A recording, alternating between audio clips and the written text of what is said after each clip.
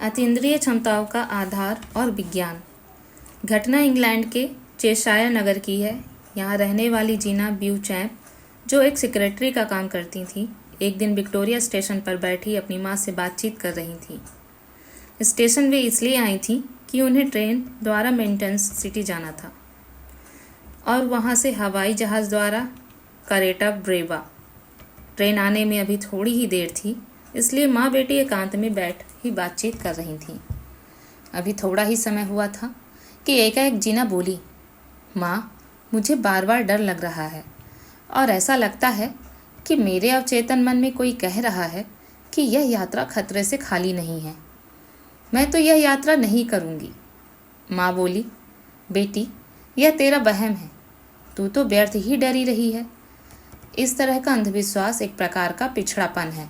तुझे ना करते देखकर बड़ा असमंजस हो रहा है। इस पर जीना बोली, माँ, तुम कुछ भी कहो, पर मुझे तो यह विश्वास है कि संसार अपनी प्रेरक सत्ता से रिक्त नहीं। मेरे अंतःकरण में उठ रही दैवी स्फुरणा झूठ नहीं हो सकती। माँ ने बहुतेरा समझाया, पर जीना ने एक न सुनी। वह फिर जाने के लिए तैयार ही नहीं हुई। माँ ने यात्रा अकेले ही की। यात्रा क्या थी? मौत का बुलावा था। कहते हैं संसार के प्राणियों की जन्म मृत्यु का हिसाब रखने वाली कोई सत्ता है, जिसे यमराज कहते हैं। वे हर व्यक्ति को निश्चित समय पर मृत्यु के लिए प्रेरित कर देते हैं और संसार के पालक पोषक संरक्षक भगवान जिसे बचाना चाहते हैं, मौत के मुंह से झपट कर बचा लेते हैं। कोई अनुभव करे या ना करे कि संसार सचमुच सूक्ष्म शक्तियों के विधान पर चल रहा है।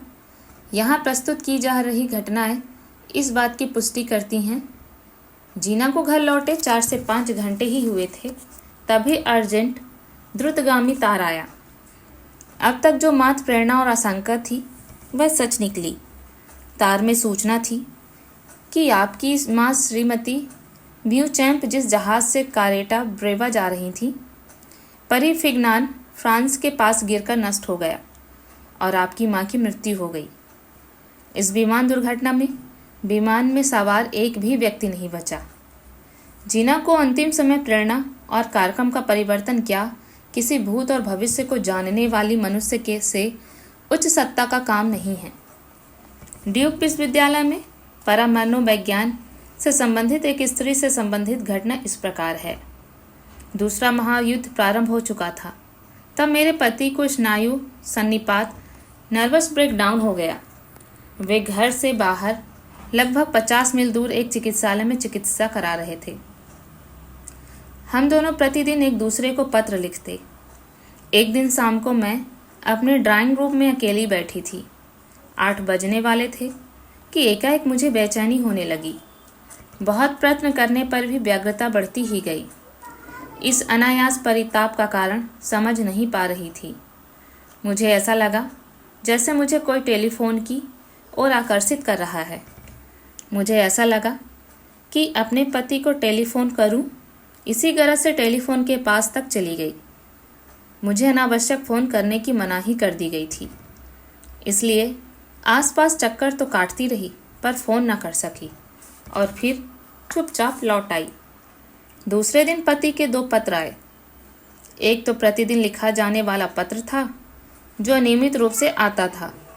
दूसरा उससे पहले लिखा गया था और उसमें पतिदेव ने मुझसे ठीक 8 बजे फ़ोन पर बातचीत करने को लिखा था। मैं 8 बजे टेलीफोन पर तुम्हारी व्यग्रता से प्रतीक्षा करता रहा। मुझे बहुत बेचैनी रही। गेटे ने अपनी आत्मकथा में लिखा है कि एक बार वह अपने निवास स्थान वाइनमनर में रहा था, तो अचानक तीव्र अनुभूति हुई कि वहाँ से हजारों मील दूरी सिसिली में एक भयंकर भूकंप आया है। यह बात उसने अपने मित्रों को बताई, पर किसी को विश्वास न हुआ कि बिना किसी आधार के इतनी दूर की बात इस प्रकार कैसे मालूम हो सकती है। कुछ दिन बाद आए समाचारों से पता चला कि ठीक उसी समय वैसा ही भूकंप सिसिली में आया था, जैसा उसने अपने मित्रों को बताया था। प्रसिद्ध मनोवैज्ञानिक डॉक्टर केन गार्डनर की सहानुभूति के रहस्य पर बड़ी जिज्ञासा है।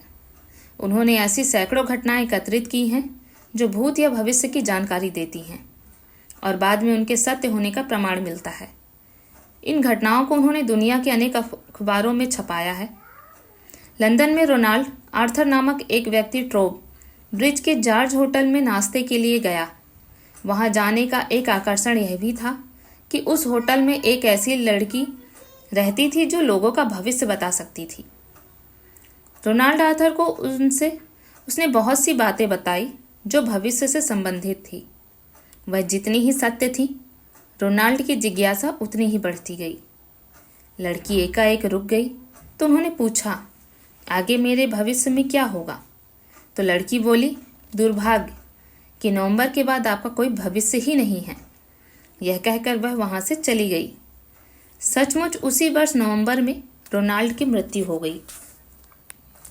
ड्यूक यूनिवर्सिटी कैरोलिना अमेरिका के प्रसिद्ध वैज्ञानिक प्रोफेसर जेबी रायन ने भी इस तथ्य को माना है कि कोई एक महान सत्ता सुपर पावर है जो मानवीय चेतना की तरह ही है, और यदि मनुष्य उसका विकास कर ले तो वह आगत अनागत की इन सब बातों को सहज ही जान सकता है, जो साधारण अवस्था में कभी कल्पना में भी नहीं आती।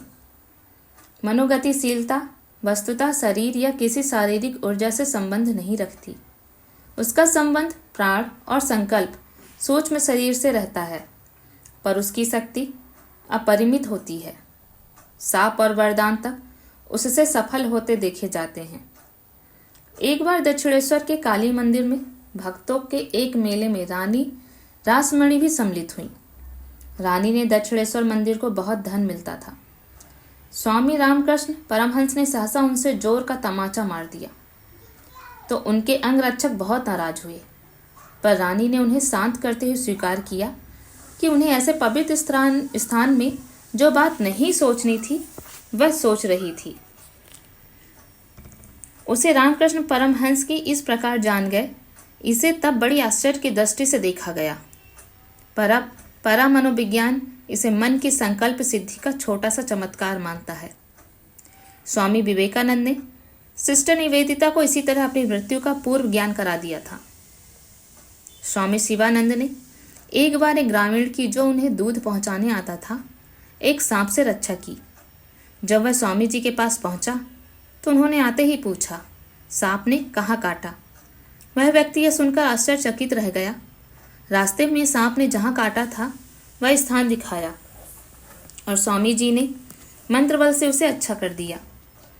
इन घटनाओं से सिद्ध होता है कि हमारे अंतःकरण और मन में उठा कोई भी भाव या विचार नष्ट नहीं होता, वरन वह संबंधित व्यक्ति तक पहुंचता है, और भावनाएं जितनी हार्दिक और प्रखर होती हैं उतनी ही तेजी से प्रभावित और प्रेरित भी करती हैं।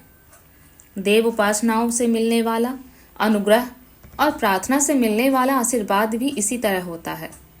उसे अधिक अतीन्द्रिय ज्ञान से जीवन की अमर्थता सिद्ध होती है।